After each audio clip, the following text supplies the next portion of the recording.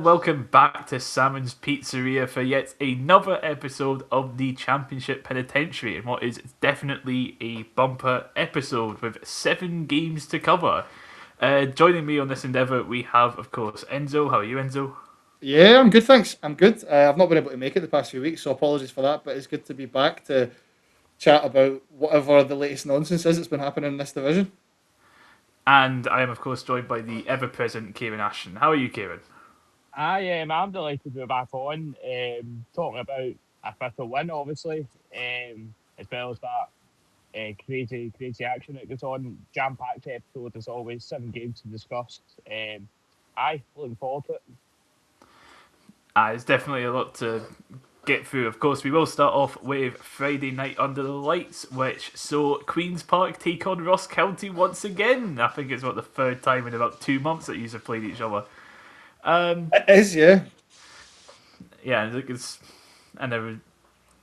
was one of the games that was originally meant to be on TV that got postponed, but I don't remember if the rearranged fixture was put on TV or not. I don't remember. It wasn't, nah. So we've only had one home game on the BBC this season, which is quite funny given that they're allowed to show three from each stadium. So we've only had one of the three.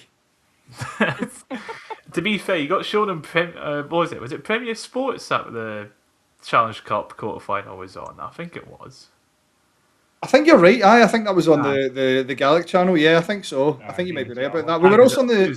Because I think it was Thistle against Inverness was meant to be on BBC Alba, but that got postponed, even though it was just Right, yeah. which was We were good. also we also had a couple of Scottish Cup games in the TV earlier on in the season when Lithgow away. That was in the telly too. So we've had our fair share of them. Aye, they just don't want to show less at Hampden. But aye. Anyway, under the lights, of course, was Queens Park against Ross County. Queens Park looking to basically secure survival with a win, whilst County were looking to regain some hope of survival, I guess. Enzo, you were at this one, so I'll let you talk us through it. Oh well, yeah, and interesting. Obviously, with it having been on the TV, I suppose a few people listening might have tuned in and then potentially tuned out when they realised it wasn't going to be that entertaining. I'm not entirely sure. I was a little less confident going into this than what some of my pals I was at the game were, and I suppose just what I think most people were expecting us to get a result because obviously County had just been utterly thumped by Airdrie the week prior. I just had a feeling obviously they are terrible, and obviously they have a lot of players that don't seem to care, and obviously their manager, for as much as I love him as a player at us, doesn't seem to be getting much of a tune out of his squad at the minute. I just had a feeling though, like a guys, they have got some good players, and that was such a humiliating result last season, last week. Last season's not quite right. They had quite a few humiliating results last season and this season. It was such a humiliating result at the hands of Airdrie that I expected them to bounce back a little bit. And I suppose technically losing 1-0 is an improvement over losing 4-0, but when you're losing to the sides that you might feel as though are potentially within a reasonable distance to catch, then you're done. And I think am I right in saying County are pretty much consigned to the bottom two at this stage? I don't know mathematically, but Pretty much. yeah, they could. I think they could catch. Have Morton and Air and whatnot to play. That's right. Yeah. In terms of the game itself, though, I actually thought we started well enough. I mean, obviously we scored in the 13th minute, so I guess I'll just touch on that immediately because the defending from County for this was comically bad. Like Aidan Conley is about 5'4" or something like that, and not only is he scoring a header, but he's actually he's actually crouching a wee bit to score a header, and that would just I don't know. I think I'd have been pretty furious about that from a County perspective. And to be fair, their fans online certainly were. It was a great ball in. Don't get me wrong. It was a really good ball in. But I don't understand is the defender. I don't think it's Gallagher. I can't recall who it was. Who is almost on Conley, but then when Conley moves a wee bit, he just decides not to pursue him at all, which is bizarre. He just stands and watches. Yeah, he stands and watches, and then there's not a whole lot Trevor Carson can do. It's a well-placed header, I suppose, but just Aidan Conley should not be scoring headers. He just should not be ever scoring headers, especially against a team like County who they've got quite a big defence. So, yeah, we took the lead, and at that point, scoring quite early on, I'm feeling a little bit more settled. I'm also expecting that maybe we can grow into the game a wee bit more and capitalise on the fact that County are rubbish. That wasn't to happen, but at the same time, I don't really feel as I was saying, yeah. So, although our performance did peter out a wee bit, we were able to hold on. What I will say though is, like, as the second half, as we kind of grew more and more into the second half, you could really see the frustration building in County, and they were some of the tackles and some of the just some of the behaviour in general of guys like Yakoviti in particular. I thought he really lost his head, and then obviously at full time Connor Randall as well. There was a I've seen that. wee bit of handbags when the Queen's players were celebrating. Connor Randall especially seemed to be quite offended by that. And I don't, I mean, I understand the frustration, right? But ultimately, it's self-inflicted. They should not be where they are. That squad should not be where it is. Um, and it's entirely on them if they're in this position. And they should be angry, but they should be angry at themselves and use that as fuel to kick on and get results. I mean, they should have done that several months ago. Obviously, they may be running out of time for that. And I think I have now reached the opinion, and it's incredible, really. I don't think anybody would have been daft enough to predict this before the season, but I think they're going to finish bottom. And I think we are safe. We can't finish 10th anymore mathematically. And for us to finish ninth, I think we'd have to lose all three of our last games, and Airdrie would have to win all three of theirs. So that's also not going to happen. So I think we're good, and that's fine, because I would even, when we were on that really good run of form a couple of months ago, they're still biting your hand off for eighth place. So I'll take whatever happens now. It's like you were saying about Yakoviti, and it was like, right at the end, really summed up like that Ross County team where it was like they had a throw in. It was like what was it? It was like nine. It was like 5 minutes added on. It was the 94th minute, and they had a throw in basically in the corner, and like gearing up for a long throw. And Yakoviti's like wrestling with someone in the box, and he gets told off by the ref for it. And then the referee blows the whistle, and he just throws a player on the ground. Yeah. Free kick to Queen's Park. It's like, Yep. what are you doing that for? You have like this is like your last chance, really, at getting an equaliser, and you go and do that. And it's like people were saying about how it's like the sort of scenes at the end of the game with Randall, Yakoviti, and maybe one or two others. It's like the most fight that squad had shown all season, pretty much. But it's just terrible, just utterly terrible, really. I watched the full thing, and like you say, it's like the Aidan Connolly scoring a header is something that really you should not be allowing to happen. Although weirdly enough, he did score two headers in a game against Morton last season. Aye, he did. Which he was live was very funny. Yeah, he did actually. I was watching on BBC Scotland, and I just seen it happen. I was just like, no way has that happened again. Yeah, he did. He was asked in his post-match interview by the Queen's Park media guy if he'd ever scored a header before, and he did reference the fact that the only other time he scored a header, he did score two in the same game, which is absolutely ridiculous. But yeah, he's just Conley obviously has had a really solid career at this level, but you tend to associate the goals he scores with being normally pretty decent strikes, occasionally even from kind of outside the box. He's done that quite a few times. Like I say, if I were a County fan, I'd have been really angry at that defender. And to be fair, if I'm a County fan, and I'm sure there might be some listening right now, he must just be really angry about this season in general. I don't know where they go as a club from here. I think they just need a total clear out, get rid of as many of these players as they can. Probably get rid of Kettlewell as well. I don't think he's the right man to take them forward.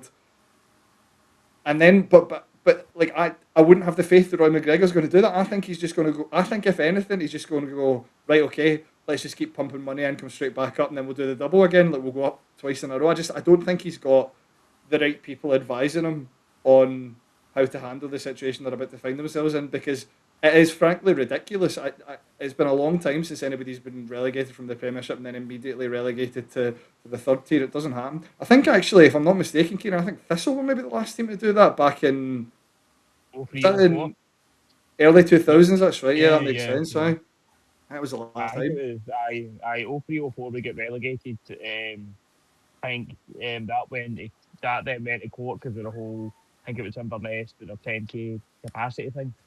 Right, and then we get relegated again 2004-05, and then we get promotion back to the then first division via playoff penalty shootout against Peterhead in 2005-06. But I generally I'm trying to scramble my brain thinking about the last time that's happened to a club, and it's Thistle that's the only answer kind of thing. Yeah, double I can't relegation is remember such a rare thing. double relegation is such a rare thing, regardless, and usually it comes with clubs that have financial difficulties. But County are the opposite of that. They don't. Yeah, They've got plenty of cash. definitely. I'm trying to think of who the last double relegation in the SPFL would have been. I'm thinking it would have Brecon? been it's possibly Brecon I think so. Yeah. about 10 years ago when they dropped out down to League Two and then finished bottom of League Two as well, saved by COVID. But it's going to expand on County a wee bit more. Kelwell's been in charge now for 15 games, and with that, he has very much set a record that isn't wanted. The least amount of goals scored in the opening 15 games of any county manager's tenure. This is an all-time record, and they've only scored 10. Which that, and it's like he got manager of the month, I think. He did, yeah. It was either January or February. I'm not entirely sure, but he definitely got like manager of the month early on, and it looked like there was some sort of new manager bounce, but it's just gone back to normal. It's like the same happened when Tony Doherty came in. There was a little bit of a bounce there where they got wins against Reef and Dunfermline, and then they just sort of reverted back to being the worst team in the league again. But there's really not much else to say about them that I haven't already said. Like these, like you say, Enzo, these lot are going to finish bottom. It's like they need like any hope of survival involves them winning 3 games in a row, something they haven't done since like 2021, I think. And then they've only won back-to-back games once this season, and it's like they need that to go above Airdrie because, as we'll get onto later, Airdrie got a point, and because of the goal difference is like miles worse than Airdrie's. I think it's 10 worse than Airdrie's, and there's 3 games for them to fix that. That's not happening. Like they're gonna finish bottom, which I think so, and it's really funny because obviously over the course of the season, I feel as though everyone has been a bit like. Initially, I think a lot of people thought they would win the league. Kieran, I remember obviously, given that you saw them really, really earlier on, you were quite quick to state that probably wasn't going to happen. So fair play to you, you weren't wrong. But then they started so poorly, and I think there was just this general consensus that they would get a wee bit better, and okay, they wouldn't get they would maybe finish in the top 4, and then like they wouldn't get relegated. But now I think over the past month or two, it's very much been that's it. They're going down, and it's going to be wild. It's just completely unthinkable, It's like I was going back through the pre-season predictions that we made, and is like they've aged poorly in regards to Ross County. It's like, as we say, Kieran, you put them 4th, and we were just like, wow, you're really putting them low. The thing is, like Cal put them 3rd, I put them 2nd, and Enzo, you had them to win the league. Just putting it out there. I'm aware of this, eh? But it's like. But that's the thing, we've seen it before. Like, when they came down in 2017-18, they won it pretty comfortably. The season after, when they went down, and I thought before we played them in the League Cup, like before when we played them like 3 weeks within each other, the League Cup and the League.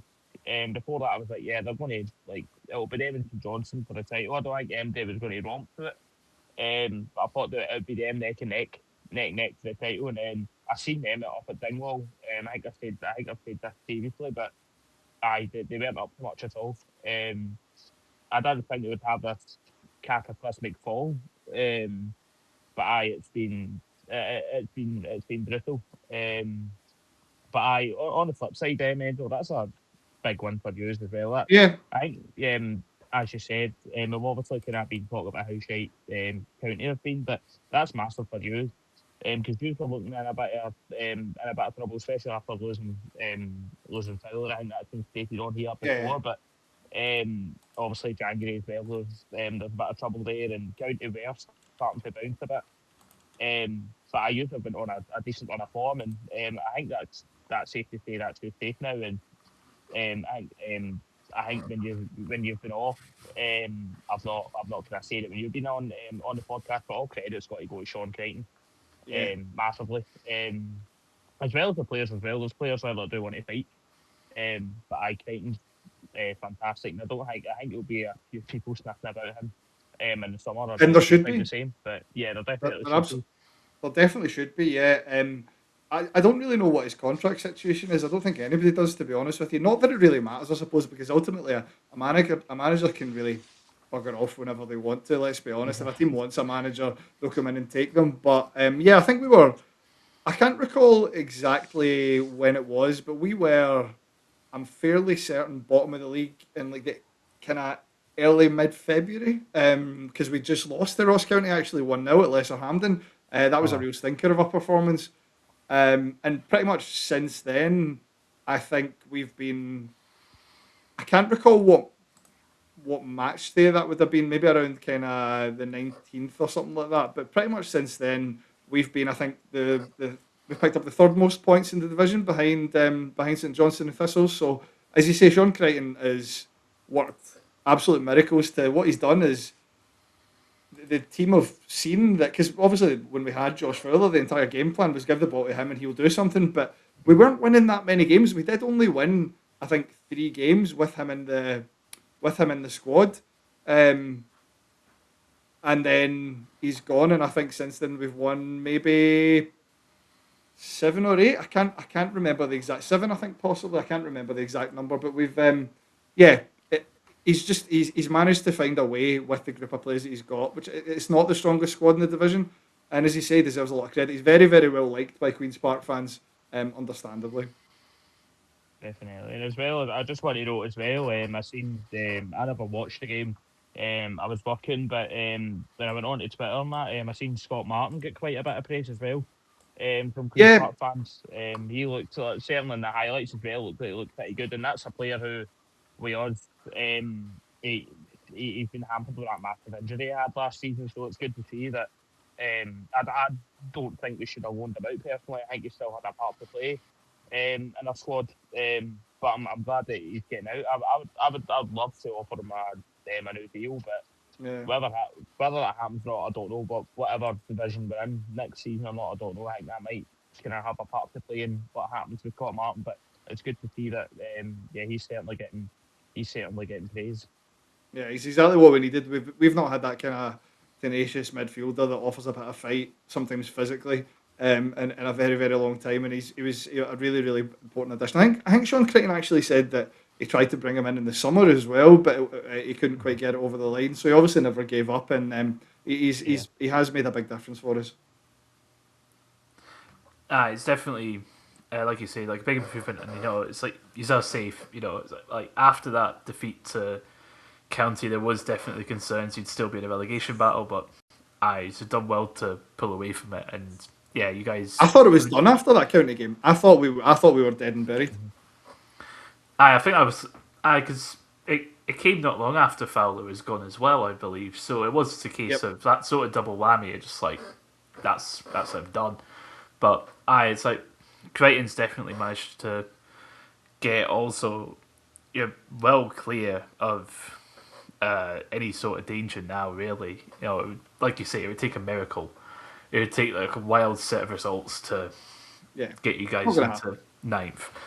But aye, well, either I will move on to the Saturday fixtures now, where we start off with Ayr United at home to Arbroath. Ayr coming off a 3-0 defeat to Dunfermline on the Tuesday, which we kind of reacted to live at the end of Tuesday's episode, end of last week's episode. Arbroath, meanwhile, they're coming off of back-to-back defeats. Home side would definitely start the strongest, with a header going just over, with Ben Summers coming closest for Ayr in the first half. His effort going towards the bottom left was well saved by McAdams, but otherwise it was a fairly quiet first half. But that second half was just all Ayr United, and they'd get their they get their deserved lead through Jamie Murphy with his curled effort from 25 yards out in the 72nd minute, which I think got nominated for goal of the weekend by the SPFL. I think it got put up on those socials. It's a very nice finish from him, and yeah, it's like I don't aside from like a highlight being shown right at the end. Arbroath didn't really didn't really do anything. So it would finish 1-0 to Ayr, and it is showcasing improvement under John Rankin. That's him now earned 4 points from his 3 games so far. It's the second win of the year, and it's like when you look at the form, that's like it's 4 points in their last 5 and 7 points in the last 10. So he's he's already outperformed Scott Brown's recent run of form. It's like with that result again, they're also level with Queens Park on 39. Again, that's them safe now. Uh, so, any thoughts on Air? Less thoughts on Ayr, more thoughts on Arbroath, who looked absolutely terrible on Saturday. I think I'm not sure they actually had a shot on target all game, and if it wasn't for McAdams in the net, he made at least 2 or maybe 3 really really good saves. So there was also one that there was a header from Dowds that kind of just hit off McAdams. So yeah, I think Arbroath. Look, I think they probably will just about finish in the top 4. I know obviously we'll come on to the fixtures and Wraith play them on Saturday, which does have pretty big implications. I think they'll probably just about finish in the top 4. But really, the main thing for them is that they picked up so many points when they did, because they don't really look that good right now. And realistically, like in the last, I don't know, maybe I don't know the kind of time frame, but if you go back at least kind of 5 or 6 games, are both probably, I think they've won 1 maybe, and they've lost now I think 3 in a row too. So yeah, just not a good time for them at the minute. Yeah, I was going to say about how it's like that's 3 losses in a row. And it's like when it comes to like the form tables, they're down towards the bottom end of it, especially including like the last 15. They've got 18 points from the last 15, which places them 6th, and it's like you say, it's like don't think there was a shot on target from them. And I think we said something somewhat similar in like the past couple of games in regards to Arbroath just sort of falling away a bit, and how lucky they were they did have this big gap that they had opened up. I think it wasn't too long ago we were saying, yeah, that's in third, but it's like the Dunfermline have come up in form, and as Enzo did say, it's like we'll get on with Rafe and their run of form.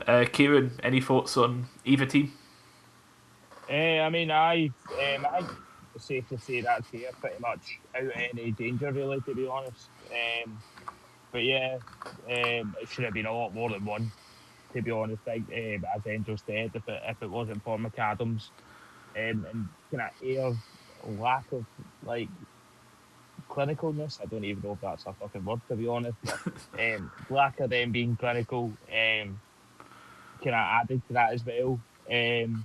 But I think they're starting to kind of falter a wee bit. I think it will probably just make the top 4. I think it would. I wouldn't say it'd be a disaster if they didn't, because ultimately, before the season started, I think Arbroath fans wouldn't have even thought they'd be in this position in the first place. But and they're definitely snapped their hand off for any kind of form of safety, like any form of safety from relegation. But the form isn't really that good at the moment, and you need to watch because there are kind of teams starting to snap at their heels a wee bit. But I think it will just make top 4. But again, the game against Wraith will be massive. But yeah, other than that, I mean, I don't know. We are both. They've just kind of started to falter a wee bit. But again, they've snapped their hand off to be in this position in the first place before the season, I'm assuming. So yeah. I was going to say, it's like you still have our Bro fans saying about how it was a case of just hoping to, just stay up. That was always the goal, and anything above that's a bonus.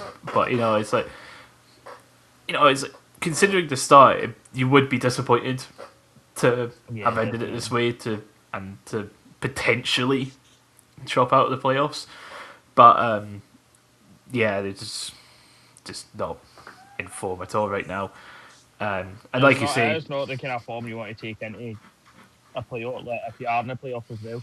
it's not the kind of form you want to take into it, to be honest as well. If you get any, like, even if you are in the the playoff, the promotion playoffs, you want to take as much momentum as you can get into these kind of games, and they've not got that on their side at the moment. So I don't know, but to be honest, not going to lie, I'd actually fancy playing Dunfermline over Arbroath, because just Arbroath have been so sticky for us this season. I don't think we've beaten them. We've not beaten them yet.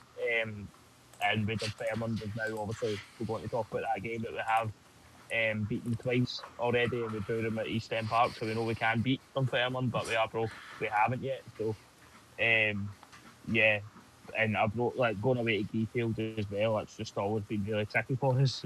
But yeah, I, I don't know, to be honest. Whether they do or whether they don't, I don't know. But regardless, it's been a fantastic season for Arbroath. Something kind of out of the ordinary, you would have thought, too, as well. But aye, if they do fall out the playoffs at the start they've had and the points they have gathered throughout the season, it will be a bit of a disappointment. I must say, they do have some pretty tough fixtures to round up the season. As mentioned, they do have Rafe, but then they do also have Partick Thistle and then Dunfermline. So some pretty big games there for them if they do want to finish in that playoff spot. But the advantage, of course, is that the Rafe and Partick games are at home, and they've been pretty decent at home. Yeah. So, but aye, we'll move on to St Johnstone against Airdrie. St Johnstone looking to keep the gap to Partick, whilst Airdrie were coming off of their impressive 4-0 win up at Dingwall in their sort of hopes to try and claw back anything to the teams above. And it would not. It sort of went the opposite of the Ross County game the week before. Ruby Peyton would open the scoring with a free kick from 25 yards out, finding the corner just 15 minutes in. Then in the 33rd minute, an unmarked Morgan Boys header would see it become 2-0. Not long after, a pretty good move from McPake and Callum would see the ball fall to Peyton again, who made it 3-0 just like 2 minutes later. So half time, and it's like 35 minutes in, it was 3-0 St Johnstone. And then the second half, only thing of note was Stanton being brought down in the box. Josh McPake converted it to make it 4-0 to finish off the game after 80 minutes. This was the sort of St Johnstone we expect to see more of. It was like that first half, it could have been 5 or 6 in the first half alone. They were all over them. I don't think Airdrie had even a chance at goal, even in the highlights. So, just like looking at the match, I'll get the stats up. I don't even think, they didn't even have a single shot throughout the game, actually. So, of course, there's not going to be any highlights. But I just thoroughly convincing for St Johnstone. Airdrie, I don't think they can. Obviously, it's disappointing for them to lose 4-0, but I think this was like the game that they were just sort of, whatever happens. I don't think there's too much complaining about it. But Enzo, your thoughts on this one? Yeah, I don't know if there are many free hits at this level, especially at this stage of the season. But given that County obviously lost on the Friday night, I think it did take some of the pressure off Airdrie, which in a way makes it more disappointing that from their perspective, that they weren't able to make much of a game of it. It was just a very, very one-sided match. And as you say, this is kind of what you expect from the team that, sorry, Kieran, are probably likely to win the league at this stage against a team that are very likely to finish 9th at absolute best. Rudy Payton, when I saw that he was starting, I wasn't remotely surprised that they ended up scoring 2, because I think he probably hates Airdrieonians more than just about anyone on the whole planet. Like, he hates Airdrie with a burning passion. So that's kind of to be expected. So it was a clever move of Alicari to make sure that he started again.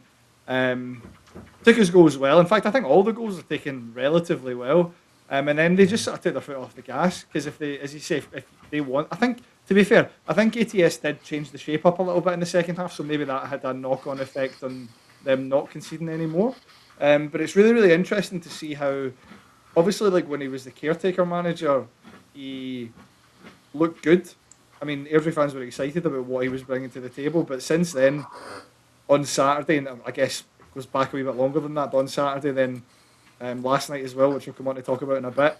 I feel as though Airdrie fans are fully turned off him, and they don't want him to be here next season, which you probably wouldn't have predicted when he did initially have them on that decent wee run of form. But I guess they're another club that probably just needs a little bit of a reset, regardless of what division they're going to be playing in next season. It is. I was going to say it's weird because it's like with Airdrie again, it's like looking through the form table. You know, it's like last 5 they're sat in 6, although that's on goal difference. They're still in 6 for the last 10. Then they're bottom for the last 15, but then for the last 20, they're fifth. It's really just again that utterly dreadful start they had. It's killed them. You know, it's like Danny Lennon when he was there. He only got 2 points out of his. I think it was like 6 games he was in charge. I think Rhys McKeeb, they got a draw in their opening game. It took them something like, I think it took them 11 games to get a win, if I remember correctly. And again, that's what's killed them, because last season they should have finished bottom because they had like 6 points at Christmas. And it's like, once they were able to turn it around in that second half of the season, it shouldn't have it shouldn't have come to that. You know, they just haven't been able to do it of like any form of consistency really, and that's what's going to kill them. You know, it's it's like St Johnstone was just exactly what was expected, as mentioned. Kieran, any thoughts on either team? I pretty much hit the nail on the head, to be honest. I think as soon as St Johnstone scored the second in the third, that just killed it off, really. Airdrie didn't, threaten them at all, to be honest. And it is what you expect for the team that is top of the league. That they'll probably, as Enzo says, more than likely going to win the league, unfortunately. But yeah, it's pretty much, as you said, I think if more if County did get a result against Queen's Park on Friday night, I think there'd be more of a kind of not, I wouldn't say outrage, but like they'd be like, what the fuck was that performance on Saturday? But it's because I think County lost on Friday. As Enzo said, it did kind of alleviate the pressure a wee bit on Airdrie. And even then before it, I think regardless of what happened on Friday, you can't really say it as a free hit, but it isn't, because at this stage of the season, there should be no game really. It's a free hit because you're down the bottom end of the table fighting for your life, regardless if you're facing top of the league or not. So. I just think, honestly, I think St Johnstone just had too much for Airdrie. Rather than Airdrie not being good, I think Airdrie just couldn't handle them, to be honest. And I think they only had a real sort of, there wasn't even a shot. As you said, they didn't even register a shot, but it was like a kind of ball into the box, and that St Johnstone looked a bit worried. But other than that, yeah, it was just all St Johnstone. It was probably the most comfortable win this season they've had. But yeah, I with ATS as well. I mean, I remember I think it was after our game back in November, I thought we were like, yeah, he's got them playing really good football. And like we were on here, not so much clamouring for him, but we were like, why is he not been given a gig permanently? It was like for a good month or so that they hadn't made him permanent, and then they eventually did. And ever since then, it's just kind of, I think the hype has kind of died down a wee bit. Obviously, the results that haven't went their way as well. But yeah, I feel kind of bad for ATS because he's a player that pretty work that he's done at Thistle, and I've got a lot of respect for him regardless if he's the manager or not. He also won the league with us in 2012-13, so it's a player player in the game that I really want to see do well, and hopefully gets another gig after this. But whether it does or not, I don't know. But yeah, it's kind of sad for him, but at the same time, yeah, I mean, if he doesn't get the results, and it's a results-driven business at the end of the day, and that's pretty much it, to be honest with you. I actually think they'll keep him, even if they go down. I think he'll get a chance to rebuild. But I think the people running the club at Airdrie maybe don't always make the best decisions. I mean, given the fact that they appointed Danny Lennon this season, I think we can say that for a fact. And I think he will get the opportunity next season, whether they're in the Championship or League One. Yeah, definitely. I think that's the key Enzo as well. Regardless, I think they do need a complete reset as well. If they stay up, that's fantastic for them. And I actually do. I mean, I don't know. If it was Ross County in the playoffs and in the relegation playoffs, actually, fancy them to go down, but with Airdrie, I mean, they've done it before last season. I think they've got the experience to stay up in a playoff, getting a relegation playoff. But I don't know.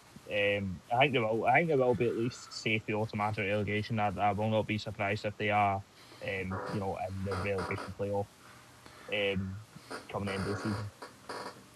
It's like with your point about the playoffs. It is a case of at least with Airdrie, so aside from like games like that one against St Johnstone, they do show some form of competitiveness. They do show a bit of fight. It's like, but yeah, it does, especially with Tuesday's result, which we'll get onto later. It does feel like that's them finishing ninth. Granted, they do have Aaron Morton, which could still have something playing on them potentially, but I just seems like ninth is where they're gonna finish. So do of course have Partick Thistle up next. They're home to Dunfermline. Thistle, of course, looking to try and keep up with St Johnstone for a faint hope at that title spot, whilst Dunfermline were looking to properly leapfrog Arbroath. Kieran, you're obviously at the game, so I'll let you take us away. Well, I certainly. On Saturday, they played a lot more direct, and honestly, it paid off. The score could have been anything we wanted it to be. To be honest, I think we could have took the foot off the gas a wee bit. Um, you know, but at the same time, it was incredibly comfortable, and I don't think Dunfermline really threatened much. If not at all. But I think they had one eye on the semi-final, to be honest, rather than anything else. Obviously, they've got Falkirk in the Scottish Cup semi-final next Saturday, so I think they had kind of one eye on that. I think Andy Toddle, I didn't notice him at all yesterday. That's not just a slight on him, like calling him being shite or whatever. I generally didn't notice him, but apparently he went off at half time. He got injured, so that's a bit of a blow for him. I think they had someone else injured, so especially going into a big game like next week, they're missing obviously Andy Todd, and it's a big blow for them. But yeah, Samuel had a chance about 5 minutes in, but he thought his header just glanced past the post, and then on 16 minutes a ball was whipped into the box by Ferson. I think he had it just on the edge of the box and tried to whip it into the channel. But the ball was then blatantly handled by Turley. I don't know if you've seen it on Twitter, but Turley, the Dunfermline defender, just blatantly handled it in the box, and Kevin Clancy just completely ignored it. Didn't give the penalty. I didn't see it at the time. I was I was in the toilet actually, so I never got to see it. But then literally seconds after that, we would take the lead through a lovely finish from Alex Samuel. It was like I think Samuel tried to take a shot, it got blocked for the Dunfermline defender, and it fell to Samuel just outside the box, about 20 yards away to the box, on the turn, right in the back of the net, and yeah, that was 1-0. And then about 5 minutes after that, we were double the advantage. Clark punts the ball up, and it's missed by Turley, who tries to header it, but he just kind of misjudges it. Falls to Fitzpatrick again into the channel, and he just drives into the box, and then just squares it for Samuel, who's found 5 yards to go, and just taps it home. And then Matty Todd had a shot about 36th minute, but just went past the post. I think they had a shot just at the back post as well, but the defender missed it. But I think Dunfermline, that was the only time Dunfermline really threatened us, to be honest. But we had about 3 or 4 chances to really properly punish them and properly give them a hammer, but they never really took them. They were either just gathered to the keeper or whatever. 69th minute, Alex Samuel was on a hat-trick, and it looked like he was going to get it. Steve Kearney got absolutely murdered by Fitzpatrick, just on the left flank. And Fitzpatrick completely sat him down and just completely skinned him. But Alex Samuel just missed it, just missed the ball. I think it was put out as well for a corner. But yeah, the game as well as that is pretty positive. As well as that, I managed to see the return of all our injured players that were out, who seemed to be out.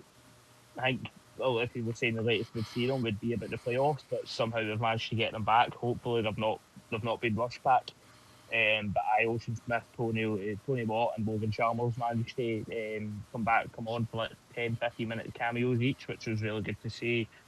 And I even managed to see Gary Mackay-Steven as well. He get a 15-minute cameo as well. And he actually looked not bad. But I other than that, yeah, 2-0, it could have been about 3 or 4, maybe 5.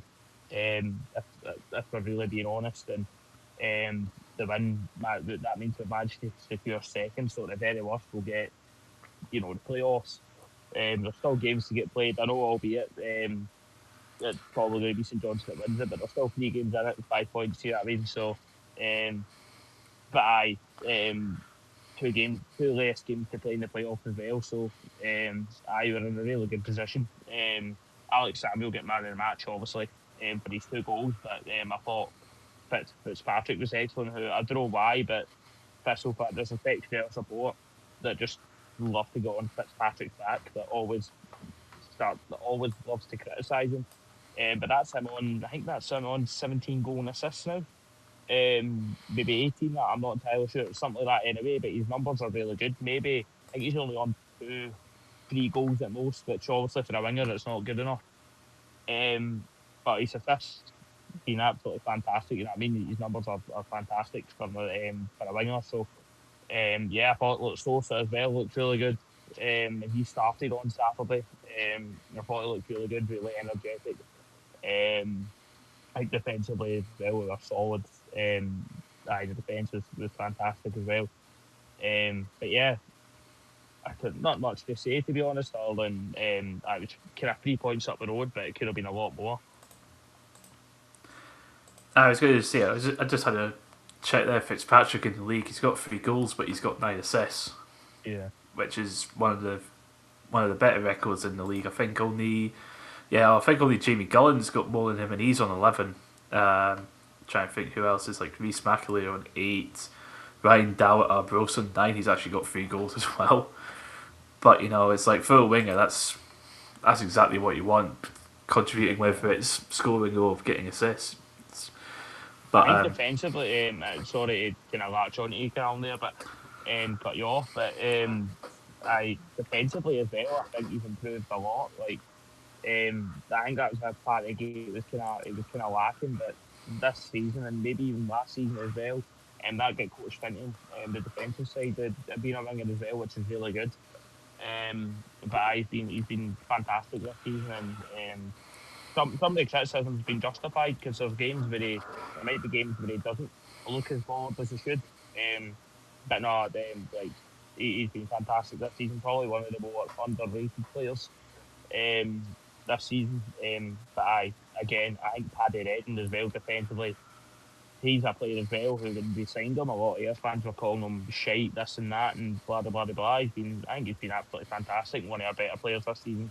On Saturday, he was winning absolutely everything, every ball he was winning, and he's definitely up there as well. He had a Player of the Year award as well. Obviously, Ben Stanley speaks some of the awards as well, but Ben McPherson won the Ultra Thistle award as well.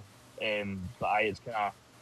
It was good to see a few other players as well. Thistle released a video, and again, most of the shout it was up for Players Player of the Year. Obviously, Ben Stanley won that, but a few people were saying Paddy Redden as well, and I think somebody said Lee Ashcroft as well. So it's pretty good that a few different players have been getting shouted. It's not just one player that's winning it, sweeping the awards as well. It's a few different people as well that are getting plaudits that they deserve. You know what I mean? So. It just feels like a really proper team effort this season. Am I right in saying Dunfermline have quite a poor record at Firhill? I don't know if it's just my imagination, but I feel as though I can't really remember the last time they went. They beat us 4-1 last season at Firhill. Right, okay. That result came out of nowhere as well. Yeah, and I'm trying to think. I think the season before that they beat us 3-1. So it's not Okay, maybe not as bad as I thought. it's not as bad. But I think I'm trying to think who the team that's got the worst.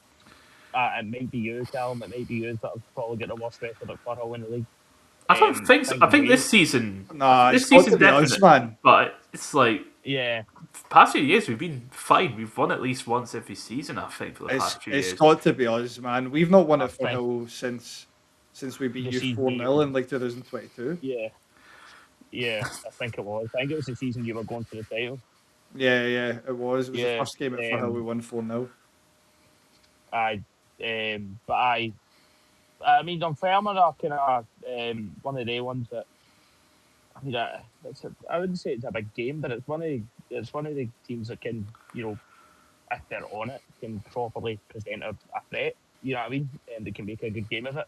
Well, look, Um, what I would say about Dunfermline and this kind of applies to the past two games. Now, obviously, I know that they lost to Thistle on Saturday, but I kind of almost respect like how brazen Neil Lennon has been over the past week or two about how much they're Definitely. prioritising this cup semi-final and how he's absolutely going to make changes for it. Like he Aye. never really shied away from that at any point. And it Yeah. suggests as well that he does. I know that the Thistle game wasn't quite as bad. We'll come on to talk about the Airdrie game where he made a frightening amount of changes to that lineup. But it suggests that he has a lot of faith in the younger boys, which is a good thing to have when they have so many of them kind of on the cusp Yeah. of making it into the first team squad. So I only caught a couple of bits of the highlights from this game, and I think, as you say, it seemed fairly routine, to be honest. Yeah. I also don't think. First of all, I don't think it's going to matter for Dunfermline, and I also don't think the fans are all that bothered right now because if you've got a cup semi-final against Callum, your biggest rivals at the weekend, you're going to have one eye on that. Yeah, definitely. I think your kind of priorities will kind of sway more towards the semi-final as you should. I mean, I can't really see it. I've not really had that feeling, to be honest. But I um, definitely. I think if they didn't have that semi-final, and played like that the way they did on Saturday, I think there'd be a lot more raging about it. Cause I was actually, I thought they would have made more of a game of it than they Yeah, did. With a with they talk about how good performance been and all that kind of stuff. But again, I think they are going to prioritise that fair enough. Well, letting it come out and be a lot more honest about that. I think a lot more managers would be like, no, I'm still treating this, and treating every game as it is. But yeah, fair enough. And I mean, I say it's a massive scalp. You know what I mean? I think that it's a massive chance for them to get to the final as well. I think Falkirk just kind of, I mean, he shit 6 goals against Rangers on Sunday, didn't he? So, and again, it's a yeah, derby. It's a it's a cup game. You know what I mean? It's 11 versus 11 at yeah. the end of the day. So, I was going to say 90 minutes, but obviously, it could go extra time and penalties. But it's 11 versus 11 at the end of the day, and it is derby day. You know what I mean? So, anything can happen. And I would say I think good if you luck were to to them. I take, don't really. I was just going to Sorry, say, if you take one go. positive from the game on Saturday for Dunfermline is that Callum Morrison was finally back. I know he's been out with an injury for a wee bit Yeah, of time. He got maybe 30 odd minutes or something like that. I think they'll if you're clutching at straws and looking for something to take away from that from a definitely, perspective, that's probably something. But as you definitely. say, yeah, the game on Saturday, I I actually have a feeling they might get absolutely hammered by Falkirk, to be honest with you. But I don't blame them for prioritising it at this stage because they're probably going to Definitely. finish fourth anyway at worst. I hope they get battered by Falkirk on Saturday, but it's like when it does come to the league, it does seem like they are just like that's them. They've got top four sorted. It's like with the Definitely.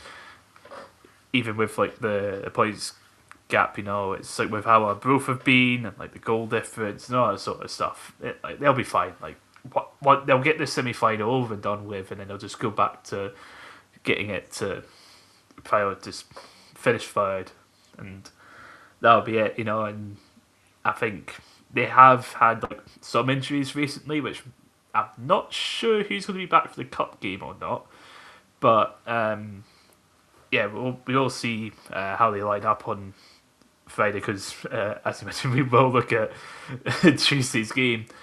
But I will finish off the Saturday fixtures with, of course, the the one that's probably going to take the most amount of time to talk about. And Yeah, that we'll just let you go on and talk about this for Aye. half an hour, Callum. That's fine. it probably will take me half an hour to cover this because it was, of course, Rafe Rovers against Greenock Morton, which saw Ian Murray return to Starks Park for the first time. Win for either side would basically guarantee safety, whilst a defeat would see both teams potentially looking over at any form of an Airdrie resurgence, really. And the first half was a right laugh because we had so there was a corner which came to J Rowe, and his header went just wide of like the top corner. So we're already pretty close to being 1-0 up. Then we have a couple of 1-on-1s for Ennis Cameron, but unfortunately they're on his left foot and he's right footed.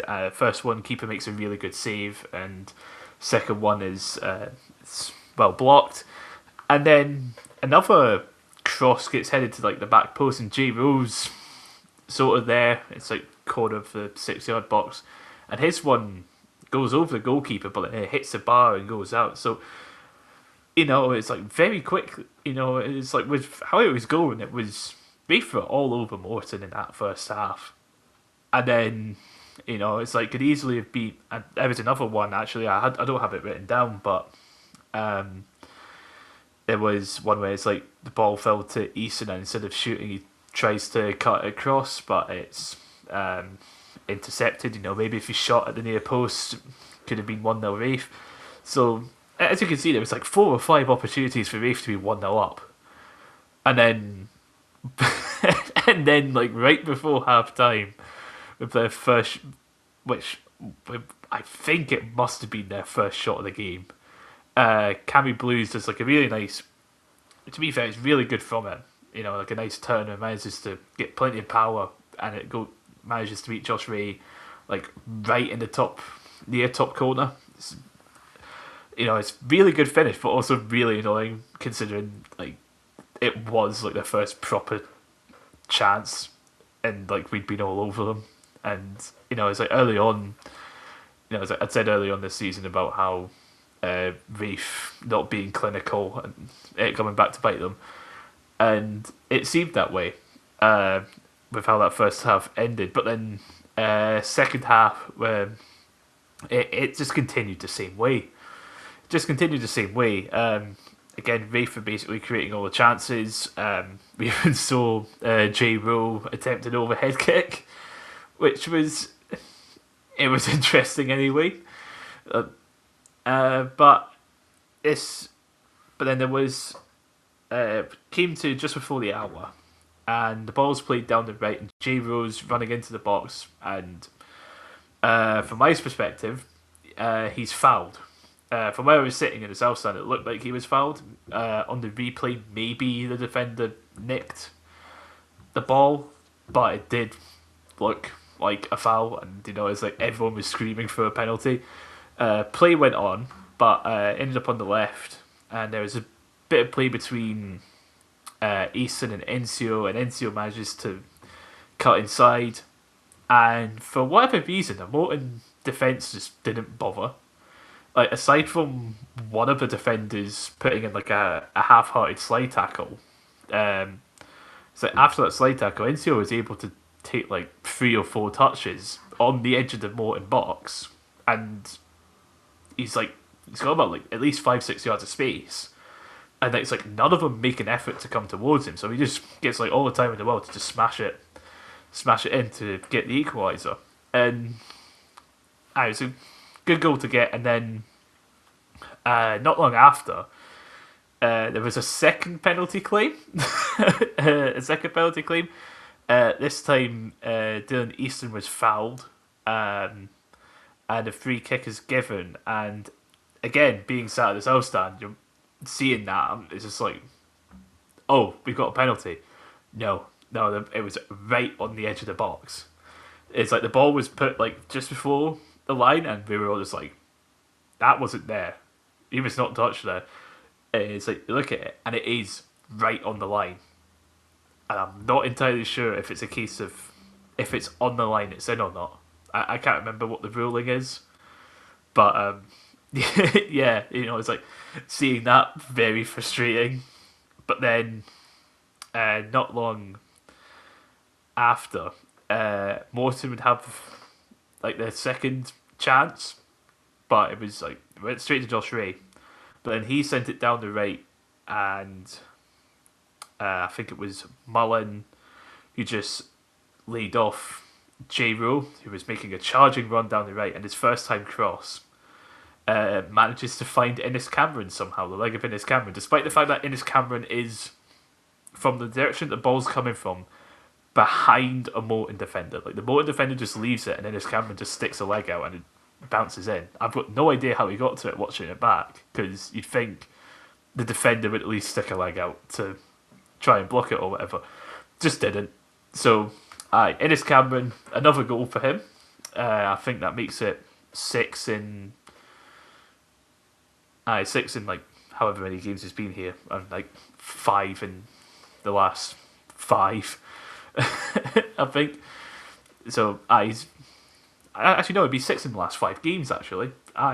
He's on a pretty good run of form. Innes Cameron, that came in the 65th minute, but then Morton would manage to get themselves an equaliser, annoyingly enough.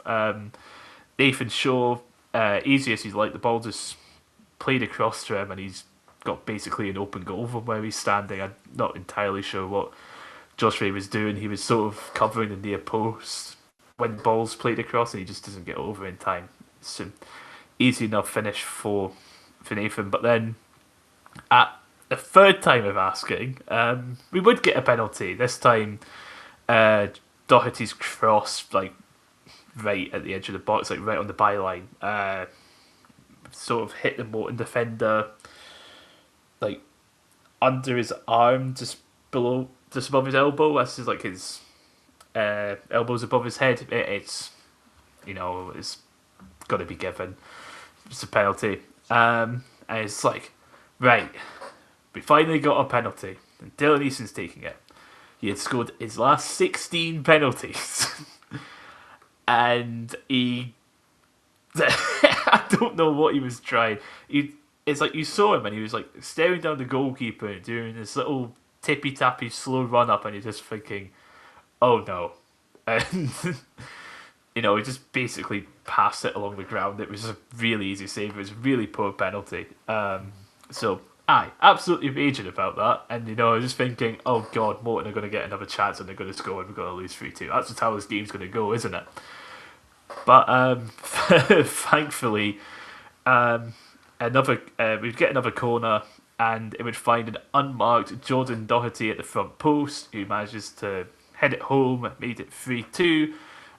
Seemingly he was unmarked because once again there was like 3 players marking Richard Chin. I don't know what the plan is here.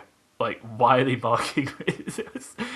Like, that's twice in like the last 3 home games that I've mentioned this about they scoring from unmarked corners because Richard Chin's just surrounded by everyone. I don't get it. He's tiny. Like, Richard Chin is not going to do anything at corners. He's just there to like stand on the line and be a nuisance. I don't know why they got 3 players marking him. It was really poor defending from Morton, but I'm not going to complain because we're 3-2 up. And then, right at the death, Morton do get that third big chance that I was shitting myself over. But thankfully this time, Josh Ray managed to get down and just balloons off his leg way away from danger. And honestly, like, biggest relief of the game was that. And then, right at the death, there was a counter-attack, which came to Lewis Vaughan. But he manages to hit it over and the full-time whistle goes. And it's, it's like... big relief. Having gotten... I think we'd went basically a year without coming from behind to win, to do it for 2 league games in a row. It's a pretty good feeling. Actually, no, it's not. It's not 2 league games in a row, but 2 and 4. 2 in the last 4 league games. It's pretty good to do that. It's definitely a lot more... confidence in the team, that made it 4 wins in the last 5, which I saw on Twitter the next day was the longest winning run out of. It's like the 3 wins in a row, including the cup final, was the longest winning run outside of the championship somehow, which I was shocked to see. But it's like some also a fun one is the fact that when it comes to goals scored at home, Rafe are second behind St Johnstone, which juxtaposition to the away form where before Tuesday we were behind Wolves and whatnot and had the worst record. It's good to see, especially thanks to recent run of form. Morton, meanwhile, they were clinical, but they didn't really get up to much. Don't really feel like there was too much to say about them. They just took 2 of their 3 big chances. If they took that third one, then it would have been a very lucky point. But it wasn't the greatest. They do still remain. Well, at the time they were still 6 points clear, and so you look at their remaining fixtures. They do have Queens Park, who as we'll get onto, they're basically crippled with injuries and whatnot. They do, of course, have Ross County and Airdrie as well. So, it's like those are the big ones that they really need to get just at least a point in. Just don't lose any of those games and they'll be fine. But, Enzo, anything to say about this game? Yeah. I knew you would. I knew you would focus on Wraith, understandably. So just some kind of thoughts on Morton, I suppose. I actually thought they looked really bad from the highlights. Anyway, I thought they looked really, really poor. But they still managed to score 2 goals and almost get something from the game. Like I think that's the one kind of, if I'm looking at it from a Kieran Morton perspective, that's the one positive I tried to take. They didn't play well, but still managed to more or less keep up with Wraith for the majority of the game and almost nick something. Another thing, actually, and I don't know what your view on this would have been on the day, but I thought obviously for whatever reason Storer wasn't starting for Morton. I know that he did he have an injury at some point or something like that, but he was on the bench for them, wasn't he, on Saturday? Murray Johnson for the first and third goals anyway, I don't think he looked too clever, to be honest with you. I think he should be doing a lot better for both of them. And I know that he obviously Storer was fantastic for Morton prior to having to I think he was out for about a month or so, wasn't he? Maybe even longer than that. And I think prior to that he was arguably the best goalkeeper in the championship this season. I don't think there'll be too much debate about that, really. And Johnson didn't look. I mean, it was obviously not going to live up to the same heights as Storer has. I don't think he looked terrible for them, generally speaking. But on Saturday, I think he should be probably saving the first and the third. To be honest with you. It's like with the first one, it's a bit of a Poppadom hands moment, really, where he does get hands to it, but it just goes through them. Yeah. And it's like you're watching the third one. It's like when I mentioned about how it's like you got the 3 players marking Richard Chin. It's like Richard Chin's right in front of Johnson, but it's like Johnson's spending the whole time with his hands on the back of a Morton defender instead of like trying to like potentially move out the way or something. And it's like you see the ball is clearly going towards the near post, like moving over or something, like watching the ball, watching where it's going, that whole sort of thing is, and it's really poor from him. But just another quick thought, actually. I think, and I don't know if part of it was, so see the first 2 penalty shouts that you talk about there. I actually think both of them were more of penalties than the one that was actually given. I know that it was obviously handball that it would have been given for. I'm not entirely convinced it is hand, but you know what it's like sometimes when referees realise they made a bit of an arse of it earlier on, they'll find ways to even it up and they'll be a bit more keen to blow the whistle and give these things. Not entirely convinced that was the right one of the 3 for him to give, but I guess ultimately it doesn't matter too much. I think it's like with the third one, it was, it's like elbows above the head and it's hit like there, like roughly where the elbow is, and it definitely hit there. Okay, if it did, then yes, fair enough. But yeah, it's like the highlights package doesn't really show it in the best because it's like they don't have a behind the goal. Of course, yeah. For showing the like where he was, But yeah, it's like watching from South Stand. It was Stonewall again, and it's like that. Like you say, it's like with the J rule, like the first one. Like I say, it's like maybe the Morton defender gets a nick on it, but like I say, it's like at the time did not look it at all. And then like with the second one, like I say, like right on the line, and it's a case of whether or not if it is on the line, it's given as a penalty or if it's given as a free kick. Yeah. And actually, I do want to mention about this free kick because it was really funny watching it. Obviously, it's like where the ball is placed, you're meant to be back about like 10 yards. It's like 10 yards is a gap between the ball and the wall. That gap was not 10 yards, let me tell you. Because like if you're like on like the edge of the box, you should be like, it's like if my maths is correct, you should be within like the 6-yard box, maybe like right on the edge of the 6-yard box. They were basically like on the penalty line, on the penalty spot, in line with the penalty spot. And it's like you're watching it, and just like that's not right.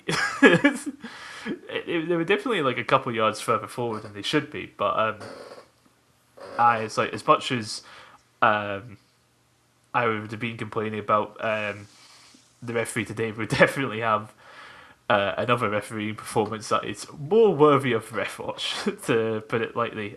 Kieran, any thoughts on either side? I think pretty much. I think over the three, Rafe definitely deserved to win, but with Morton, I think they'd be a bit disappointed scoring two away from home and not picking a point up. You know what I mean? Albeit their two goals there pretty much against the run of play. They just could have took their chances, and I think the first one especially was a really good finish for Cammy Blues. But yeah, I mean, with Rafe, obviously we're going to talk about the result yesterday, but or last night, shall we say? But I think it's going to put them in a decent wee position to kind of snap at the heels of the teams in the playoff a wee bit. Whether Rafe can do end up overtaking them, maybe not, but maybe they've left it a bit too late. But I thought I thought the penalty the Easton was incredibly poor. Like that was very poor. But I think with Morton, I think they will be all right. I think they'll just stay up. I don't really see. Yeah, I definitely don't see Ross County overtaking Morton anyway. But I don't know. I think Morton will be all right. I think they'll just be all right. But I think they'll be a bit disappointed, to be honest. Especially they can't really complain that they did control the game a wee bit. And over the piece probably did deserve the win. But Morton they'll be disappointed. I think they'll be disappointed on another day. They probably could have took something from the game.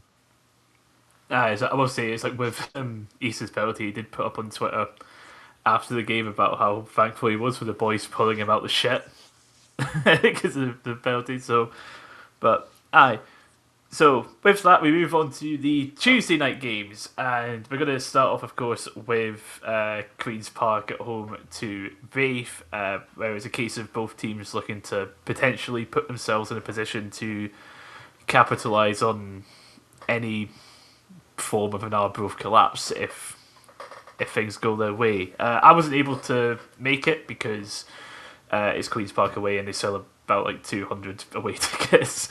But of course, Enzo, you were there, so I'll let you talk us through this one. Right, I'm going to try and be professional to an extent here. I'm going to try to remain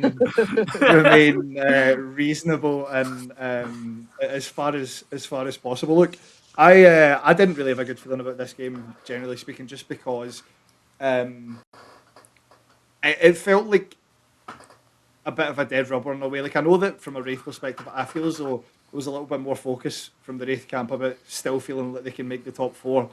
I've not really felt that way in a number of weeks for us, to be honest with you. I'm still very much just of the opinion, as long as we're in the top eight, I will be delighted with how this season's gone. So I wasn't really seeing it that way, and I still certainly, I'm definitely not anymore. But yeah, I wasn't really seeing it that way, to be honest with you. But then when the lineup came out and we had even more injuries, so obviously Henry Fieldson, who's been one of our best players this season, and Seb Draws, who's been fantastic as well, both also missing, to add to the list of bloody hell, who else have we got out injured right now? Obviously, Charlie Fox, Grant Savoury, Tyrese McDonald, Nikolai Todorov, Zach Mockin. Ewan Murray played through an injury. Sean Crichton said in his interview the other night that last night that he wasn't going to play him, but Ewan Murray went to him and said, "Look, let me play." So fair play, I suppose. Carlo Pignatello, Nicola Uzer's been out all season. Look, there's probably about 6 guys there that would start. And then the other 6 that would drop to the bench would give us so much more depth to potentially change things going forward. We are completely crippled right now. The squad is just got a massive injury crisis. So I wasn't really expecting anything. And to be honest with you, the game essentially played out the way I thought it might. Wraith looked really, really good. I thought Wraith knocked the ball about really nicely. I think, to be honest with you, we contained a lot of that passing in the sense that, and I don't mean that we broke it up well or that we were able to stop Wraith from doing it. I just mean that we contained it in that we limited Wraith to not that many chances, to be honest with you, even over the whole piece, even after we went down to 10 men. But Wraith were comfortably on top even before anything potentially controversial happened. They were the better team. And I don't think there's a single Queen's Park fan that would deny that. Dylan Easton was really on it. I thought he looked excellent. It was as I say, I have no qualms in admitting that Wraith were well on top. And then obviously we got to, I can't remember the exact minute or so. There's the penalty incident. And if either of you tell me that you think this should have been a penalty, I will physically fight you the next time I see you. I know that you're as biased as I am, Callum. I think, look, there's a little bit of discourse around whether Ewan Murray clips Lewis Vaughan. I think what happens there is Lewis Vaughan trails his leg and makes the contact with Ewan Murray. I don't think, and that's if there is contact. I'm still not 100% convinced that there was. That's not a penalty, especially, and you might not like me saying this, but Lewis Vaughan is a diver. He does it all the time. Yep. He knew exactly what his game plan was going running at the box, that he was going to play for the slightest bit of contact or players to get close to him, and he was always going to hit the deck. And I think he's conned the referee there, to be honest with you. But it is what it is. And then I'm just going to hold on. I'm just going to go on and talk about the red card as well, and then I'll hand it over to you to get your perspective on this. So then shortly afterwards, there was a bit of a kind of, I mean, I think it's just a 50-50, to be honest with you. Ricky Lamy and who was the Wraith player? I'm not entirely sure. Jack Hamilton. Jack Hamilton was right. There we go then. And I actually thought the referee was giving us a free kick, and then all of a sudden he whips a red card out and sends Ricky Lamy off for it. From what I've heard, the club is planning on appealing it. I think the red card was worse than the penalty, but I think he's made 2 mistakes there. And I think the thing is, look, as I say, Wraith were well on top. Wraith were well worth their win over the 90 minutes. And there's a second goal comes later on in the second half, which we'll come on to. The problem, I guess the frustration for me is that Kevin Clancy, supposed to be I know he's been around for a long time, supposed to be quite an experienced referee. And it was disappointing to see both of those decisions from my perspective anyway. And I guess the frustration is we have, even some of the games that we've won over the past few months, we've started quite slowly and then Crichton's been able to kind of regroup at half time, and we weren't really given the opportunity to do that, because I think we would have hung on just about until half time, and then maybe Crichton would have made some changes. Look, it's fine, and the reason why it's fine is because we're safe anyway. I'm not that fussed. But if we were, let's say, if we were still in the cusp between 8th and 9th or in the bottom 2 with an opportunity of climbing out and that had happened, I think it's potentially the angriest a football game would have ever made me. Fortunately, that's not where we are, so I'm willing to just brush it off. So there we go. Yeah, and that's just the first half. I was going to say, so I'll quickly go through the 2 decisions from my perspective, because I've watched it back through Wave TV, and it's like because it was it's like for the penalty, we did get an angle from basically directly in front of where it happened. Yeah, I've seen that. Yeah, and it is a case of there is contact, but it is caused by Vaughan's trailing leg, and I'm not sure who the other defender is, but he does have a hand on him. I think it's actually Scott Martin that's running in potentially. I'm not sure. Aye. And it is a case of, it's kind of similar to the penalty Thistle got a couple of weeks back away at Morton, in which a case of it is very, very harsh, but it's like there's like the slightest enough of like a bit of evidence from a referee's perspective, from what the referee's seeing, that it is something. It is a case of it's very harsh looking back on the replays, and personally, even though it would have benefited Rafe, it's like I'd say it's very, very soft. But again, it's a case of the referee's been given a decision to make, and from what he can see, he saw that there was a bit of contact and there's a hand on the back. It's again, I don't blame you for being angry because it is incredibly soft. But with the red card, I'm baffled. Again, it is a 50-50, and it's like these sort of things happen. The only sort of thing I can possibly explain it is Lammy's studs possibly going into Hamilton's ankles over the top of him or something like that. Whether it's like maybe it's written down in the referee's report as like endangering an opponent or something like that. But I do agree with you. It's like those two decisions. Like if they were against Rafe, I would be. I'd be in the same boat as you. Just like, what are you doing? Let's hear a neutral perspective, Kieran. What are your thoughts on those two decisions?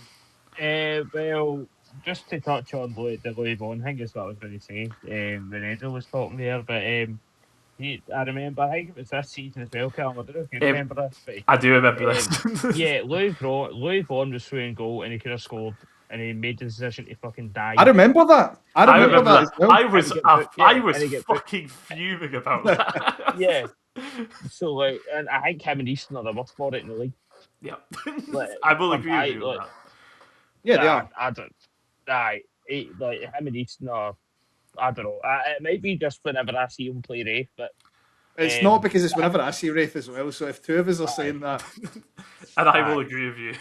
Yeah, and he sees them all the time. So. But I mean, overall, probably Rafe did deserve to win. Probably overall, but with the decisions, I'm not denying that. But with the decisions again,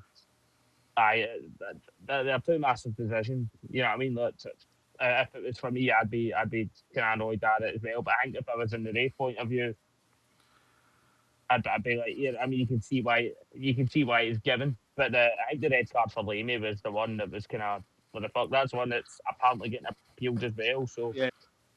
Wait to see what happens. But I don't know with Callum, would this be a late push for the playoff for you? Do you think you're back in it, or do you think it's a bit too late now? We have our booth on Saturday, and we are the informed team in the division, and we have Ross County on the final day. No, I fancy. I believe, which will be very swiftly chopped down on Saturday. We'll put it that way. I will say though, it's like with the penalty. Well, if you win that, Callum, it's absolutely back on. 2 points with 2 to go, and as we mentioned, our both had some pretty difficult fixtures. But I just want to say, it's like the penalty Lewis Vaughan put away. That was his 100th goal for the club, which pretty phenomenal achievement, especially when you consider the 4 ACL injuries that he had to go through. So, but it's like with the first half, like you say, Enzo Rafe on top. It's like I think Mullen missed an open goal, and Vaughan had a really good chance early on. So it's like it could have been 1 or 2-0 even before those incidents. But actually, yeah. But I'll let you get back on with the second half. Enzo. Oh no, not at all. I just like I say, it's frustrating, but it's more of a kind of frustration around just the kind of officiating that we're all seeing these days. Anyway, I think what I mean. Like I say, that result isn't going to affect the outcome of our season. We're not going to finish below 8th regardless of what happens over the next few weeks. So it really doesn't matter all that much. It's just one of those ones where you're thinking, how I just don't get it. And I don't know. Do you know what? Like the SFA appeals, they're a funny one. You don't often see them get overturned, even when you think it should. So, but we'll see what comes of that. Because we really could be doing with somebody not being suspended for 2 games at this stage, a defender especially. The second goal was a weird one, to be honest with you. You'll have obviously seen this on the highlights where, like, the ball's kind of floating about the box, and Aidan Conley, I don't know if it's intentional, but he essentially passes it into the Wraith, the Wraith attack when when like we're kind of under the cosh a wee bit here, and you're thinking, right, somebody just clear that, somebody just get that away. But instead, Conley decides to just kind of knock it nicely into the box and give Wraith the opportunity to. I mean, it wasn't immediately, but I think the ball maybe bounced once or twice, or there was a wee half shot or something like that. But it was buried quite quickly shortly after, wasn't it? And it all comes from what should have been a routine get rid of that effort, basically, and it Yeah. was a bit of a strange one. I was going to say is like I'd seen the thing come up on Twitter, and it was just saying Aidan Connolly crosses into his own box for Lewis Bond to finish. It's like Aidan, you left in the summer. We're just running It it was back a few weird, years. really weird. Just like a very strange one, and I think there was definitely a couple of other really good chances, especially Yeah. for Oh, Easton look, and Vaughan. once we were down to 10 men, I mean, we weren't really in it beforehand, but we were absolutely dead and buried once we went down. You know, when it was 1-0 down and we were down to 10 men, we were completely dead and buried. To be honest with you, I was just because obviously at the time, Wraith were winning against Airdrie, were winning against Dunfermline. So there was a minor bit of panic starting to set in. And I was just thinking, look, we've got a really good goal difference advantage over Airdrie. Don't screw that up, essentially, because I was worried that that could have been 4 or 5. And it's like with that, of course, it does finish 2-0, and with that, uh, it's like Enzo early on in the season. We gave you guys your first win at home in what, like 10 months. So It was, So you've just returned the favour because that is that's Race right, Rovers' first away win in the league since a trip to Greenock on the 2nd of September. So basically 7 and a bit months that we'd gone, and I think of those 13 away games, I attended 12. So there we go. what a time! Um, but like absolutely massive to get that win. Like you were saying, Kieran, it's like with our growth on Saturday and with us being the form team in the league, it's like we are top of the last 5 game league table. Like, what the fuck? How has that happened? It's like especially when you Were could. you not the what like last month? Were you not like the worst form table, I worst think. form team? Oh, why we were Like like? It's like we were at the bottom of it. It's like yeah, it's like after the county game, I went on a big rant about wanting Iran to strike us so the season would get cancelled. And after the Dunfermline game, I had like 30 minutes just like going off about like how we were just fucked and we were finishing bottom of the league and all that sort of stuff. It's like, and even with like an hour in of the game against Airdrie when we were 1-0 down, we were tied bottom. We were tied bottom with Airdrie and Ross County. We were only above them on goal difference. So to have that turnaround over this past month is just unreal. Like, yes, we got lucky with like the run of home games, but it's like that helped boost the confidence. We got that cup final win, which was our first win outside of Kirkcaldy. If we want to say, oh, that's when we actually won our first game away from home. It's like, well, yeah, but it's neutral venue, so it's doesn't exactly count. But it's like it's massive. It's huge, And definitely. as you say about it's like with our proof being the opposite. It's like a win on Saturday. It's 2 points in 2 games. Our both have difficult fixtures, and whilst yes we do have St Johnstone away, they could have potentially won the title beforehand, and they might be on the piss. Actually, they play on the Tuesday as well, so probably be a bit more tired. And our final game is Ross County at home, and our both play away at Dunfermline, and it's like we've got a slightly better goal difference. So if we go into that final game and we're say 2 points behind still, and we still have a roughly equal goal difference, a win and our both fail to win could be what gives us a miracle 4th place. And as I said, I want to believe. I want to believe in that playoff spot. So, it's just mental what's happened this past month with about how it's like I'm just going from like the most doom and gloom man on earth to actually everything's hunky dory. This is fantastic.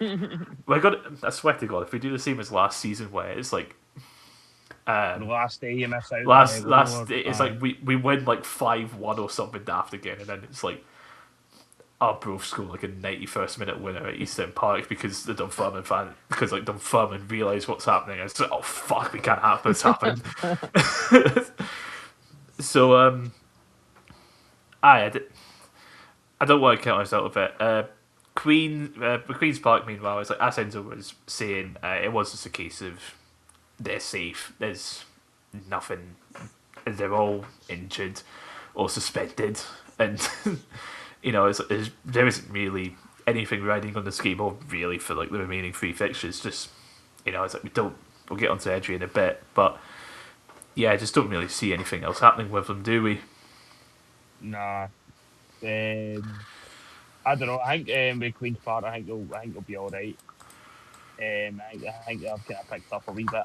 I think they've kind of found form at the right time as well. But I think they're quite lucky as well. Obviously, as you said, they've got a wee bit of an injury crisis, as Enzo mentioned as well. But I think Queen's Park, I think they will be okay. Definitely, and I think the like the hard bits that they've had at the start of the season, hard patches, tough patches that they've had, I think they'll take it. I think they'll take staying up. I think Sean Crichton deserves it as well. For the way he's handled things, and the way he's managed them as well. So, I definitely, I think they'll be all right. Yeah, like this. Yeah, it's just a case of there's nothing riding on those games. It's like they're fine. They've got their target of safety. Yeah.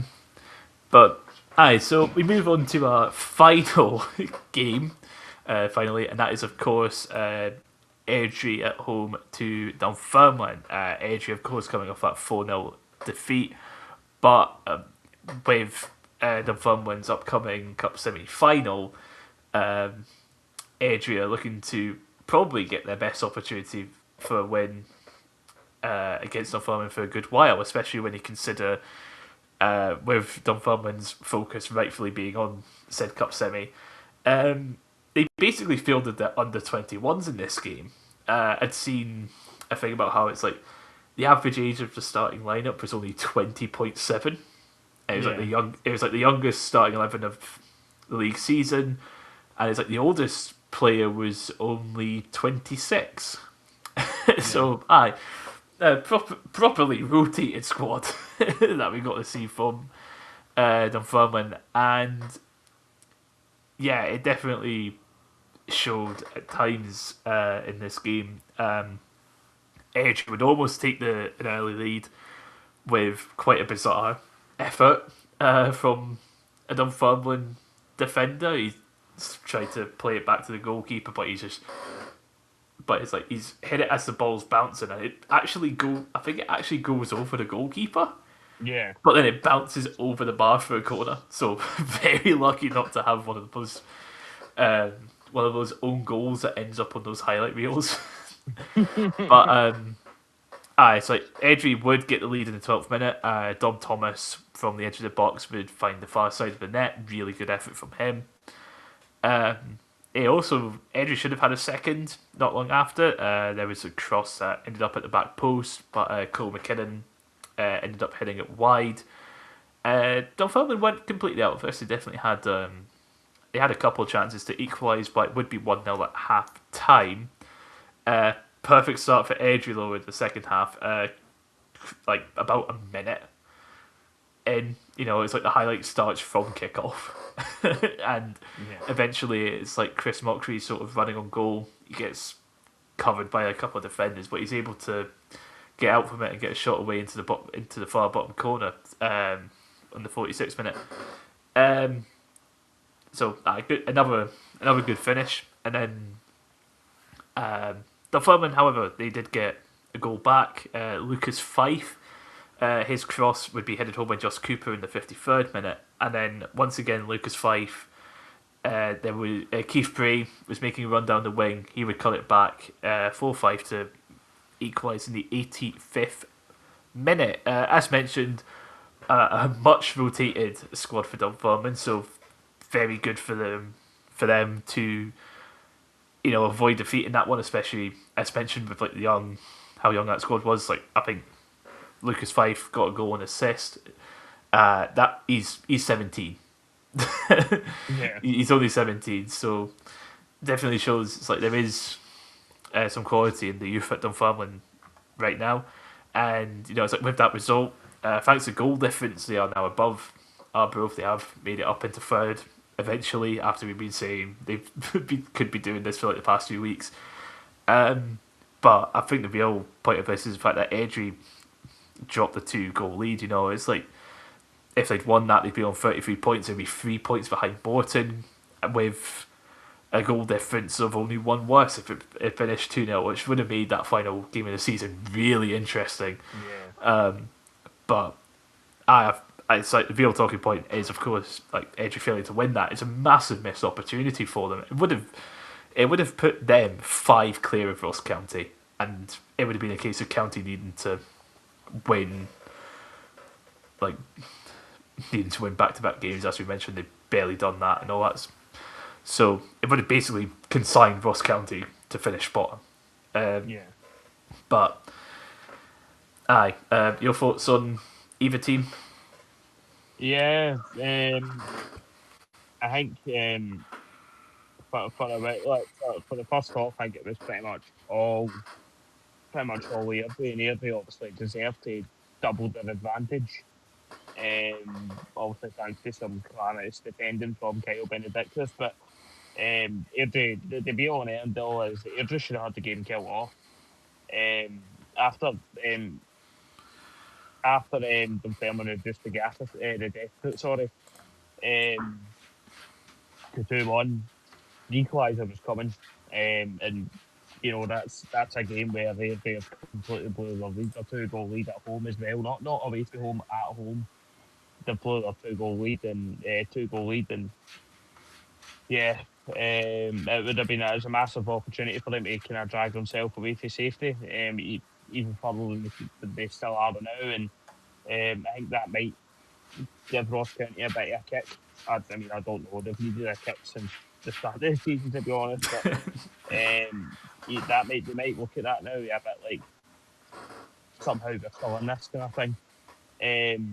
But yeah, I think it's massive missed opportunity for them again, and decent result for Dunfermline as well, considering Neil Lennon fielded their fifth squad, fielded fielded the under 12s, it looked like. So, but no, they will also have one eye on Saturday.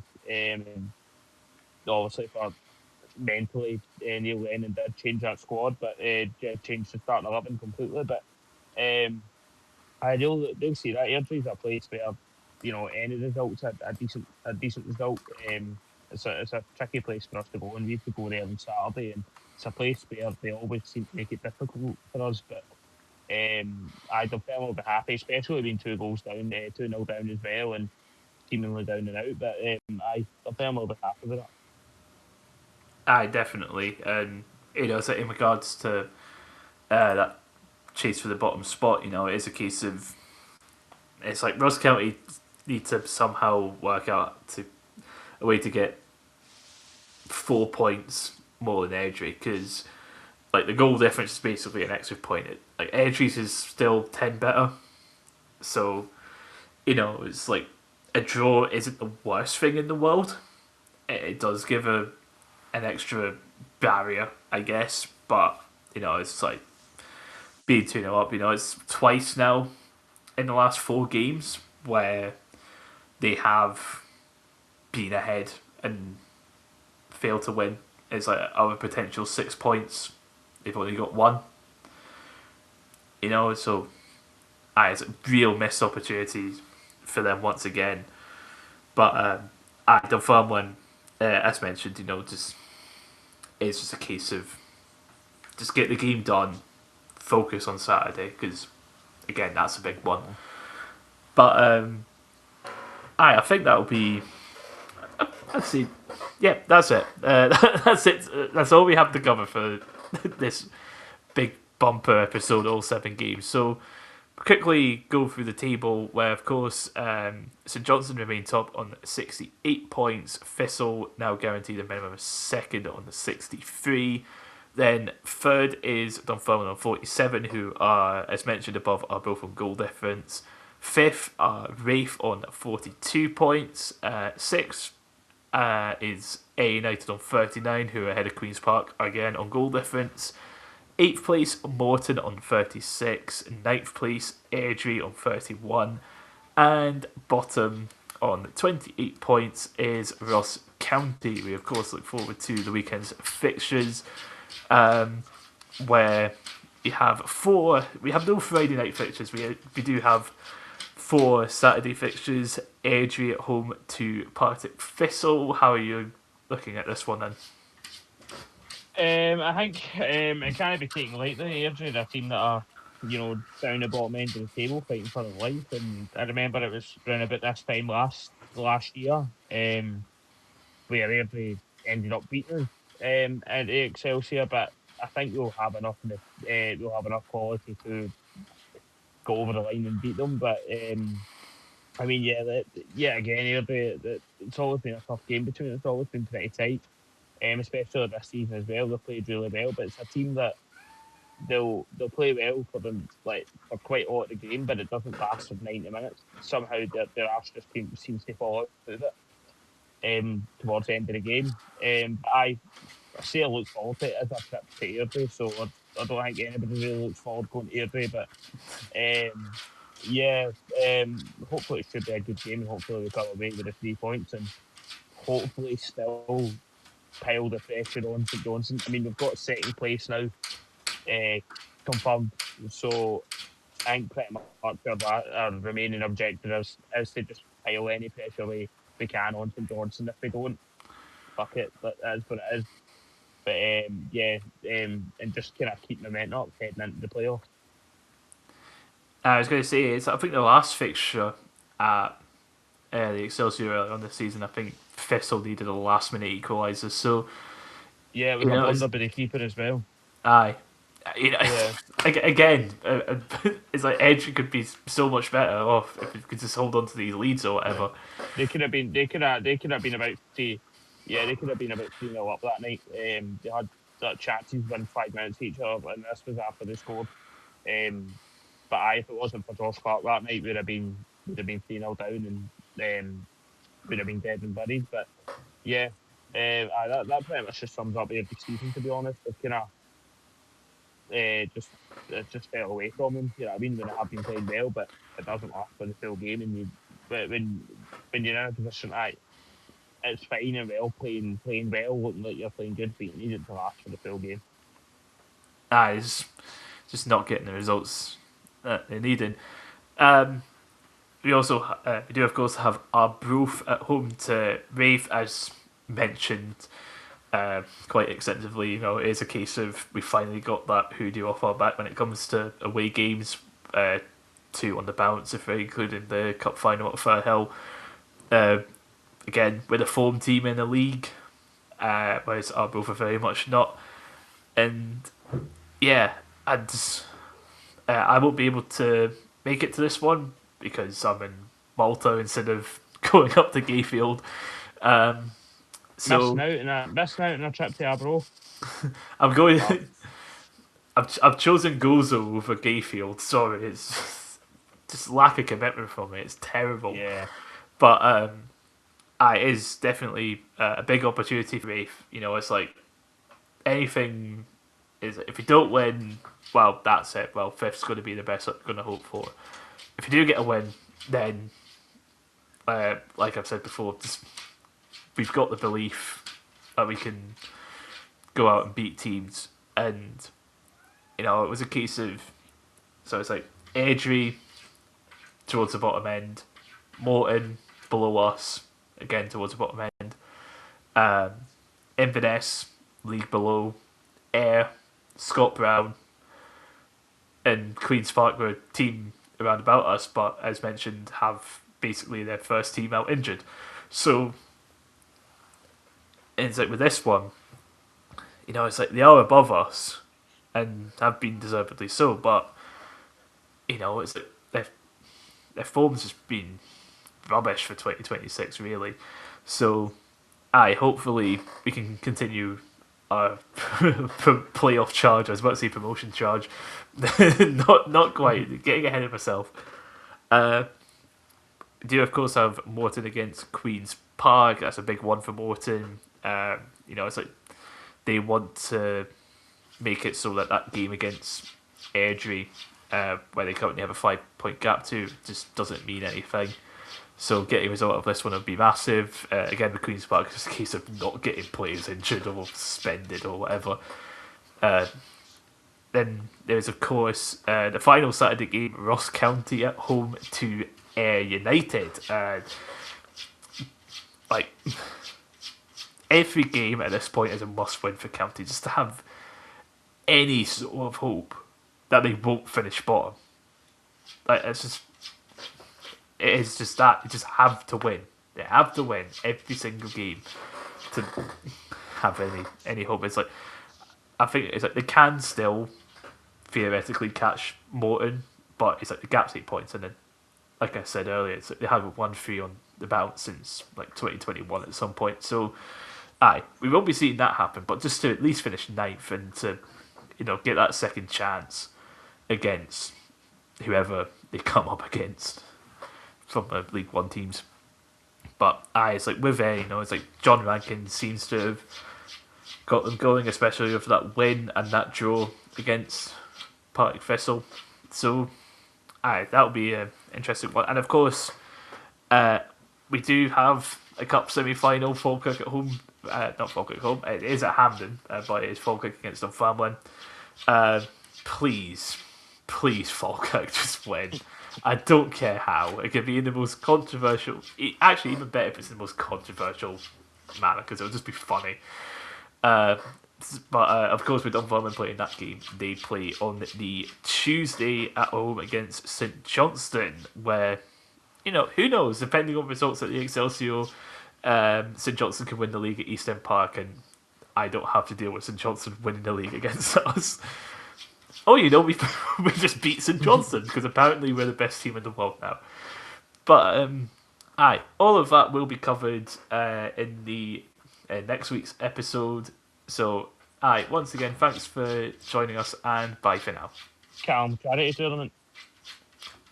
Charity tournament, thank you. Of course, Starks Park at the end of May is host to the Salmon Sixes. We're doing it again, second year in a row. It's like all the links and whatnot are available for donating. It's for Andy's Man Club this year. They actually do sessions at Starks Park, so pretty easy choice for charity this year. So, get donating. There should be a video of myself playing in goal for a penalty shootout at Starks Park that we filmed a few weeks ago. So, go watch that. Go donate, all that sort of stuff. Now we're done. Now we're done. Catch you after. Take care. Bye for now.